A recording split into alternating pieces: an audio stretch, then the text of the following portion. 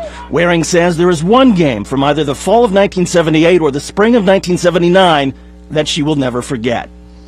I heard to my left the N-word, and I heard it again, and I looked around, and I heard it again, and there was this fellow sitting on the ground.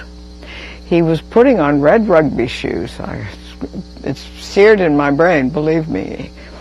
And he was kind of showing off, I guess, but he was telling a story about something or other, and in the story were a lot of N-words.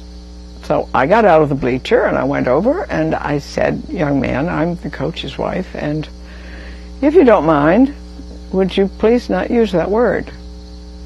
And he, in essence, told me to buzz off. And I thought, okay.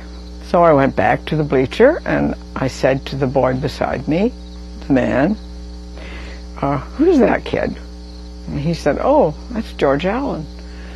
And I said, and he said, as he started to say, "The coach's kid," I said, "The coach's kid?" And I was just crestfallen. I thought, my God, this can't be. He can't just sit there in front of all these people. There were people all over the place, and he was talking loudly or I never would have heard him. The Democratic challenger to Allen in Virginia is Jim Webb. Have you ever had any contact with anybody in the Webb campaign or any of the supporters in Virginia? No. Have you ever had any contact with the Virginia Democratic Party? No. If George Allen was the Democratic candidate in this race, I'd nail him even harder. That's what I'd do. Waring says she would challenge the person no matter what party they belong to. She says the issue with Allen is not that he allegedly used the N-word all those years ago, but that she believes he is lying today.